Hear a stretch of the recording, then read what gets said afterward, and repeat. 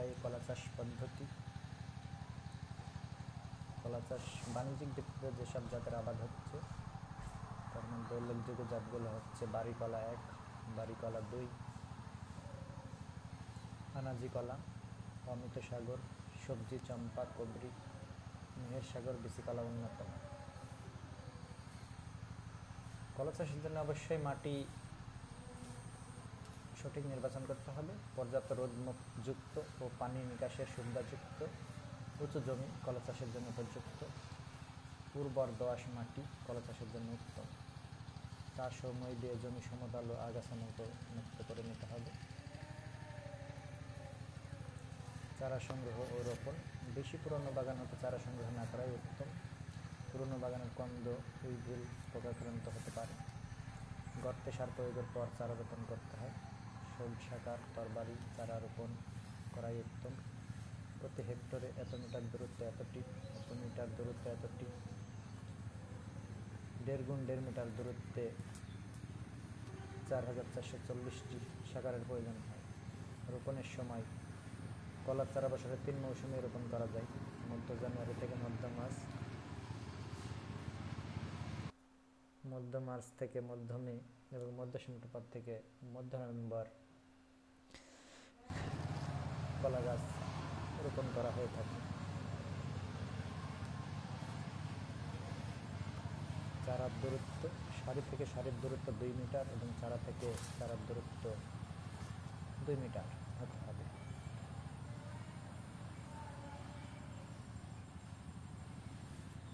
গর্ত তৈরি। চারা রোপণের মাসখানেক আগেই গর্ত খনন করতে হবে। গর্তের আকার হবে 60 সেন্টিমিটার চওড়া ও 60 সেন্টিমিটার গভীর। গর্ত তৈরি হয়ে গেলে গোবর ও টিএসপি সার মাটির সাথে মিশিয়ে গর্ত ভরে রাখতে হবে। চারা রোপণের জন্য অসি তেওড় উত্তম। অসি তেওড় পাতা সরু, সুচালো এবং অনেকটা তলোয়ারের মতো, গুড়ি বড়, শক্তিশালী এবং কার্কশ, গোড়া থেকে উপরের দিকে সরু হয়। 3 মাস বয়স্ক সুস্থ সবল তেওড় রোগমুক্ত গাছ থেকে সংগ্রহ করতে হয়। সার ও সার প্রয়োগ পদ্ধতি। সারের নাম। প্রতি গাছে সারের পরিমাণ: গোবর আবর্জনা সার 25 থেকে 20 কেজি, টিএসপি 250 থেকে 400 গ্রাম,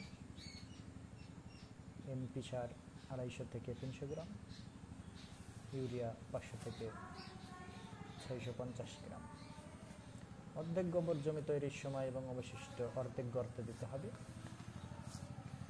অর্ধেক টিএসপি একই সঙ্গে গর্তে প্রয়োগ করতে হবে।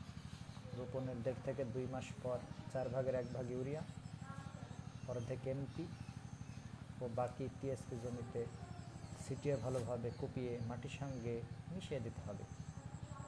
এর 2 থেকে 2.5 মাস পর গাছ প্রতি বাকি অর্ধেক এমপি ও অর্ধেক ইউরিয়া প্রয়োগ করতে হবে।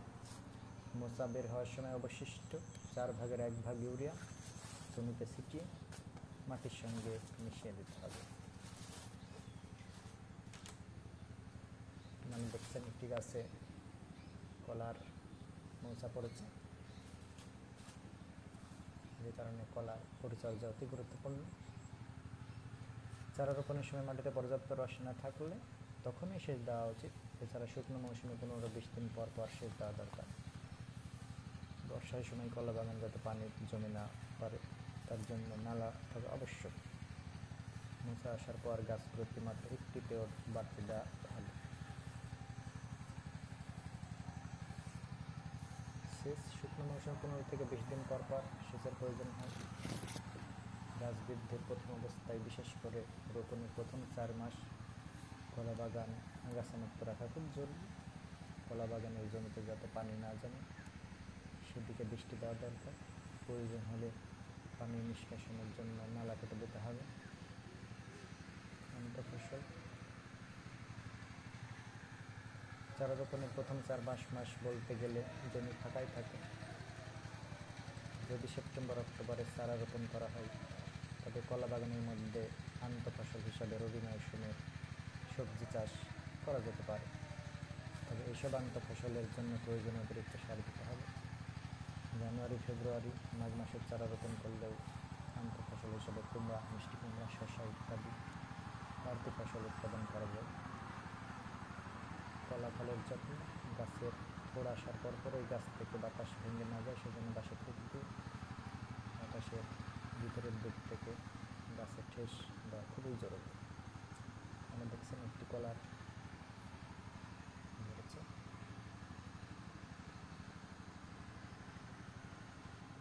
ভেতর থেকে কলা বের হয়ে গেছে। কলা গাছেও পোকামাকড়ের আক্রমণ হয়ে থাকে। কলার পাতা ও ফলের বিটল পোকা, কলার পাতা ও ফলের বিটল পোকা দিনের বেলা পাতার গোড়ায় লুকিয়ে থাকে এবং রাতের বেলায় বের হয়ে কচি পাতার সবুজ অংশের রস চুষে খায়, ফলে অসংখ্য দাগের সৃষ্টি হয়। কলা বের হওয়ার সময় হলে পোকা মোচার মধ্যে ঢুকে কচি কলার রস চুষে খায়, ফলে কলার গায়ে বসন্ত রোগের দাগের মতো দাগ হয়। পোকা দমনে নিম্নলিখিত ব্যবস্থা গ্রহণ করলে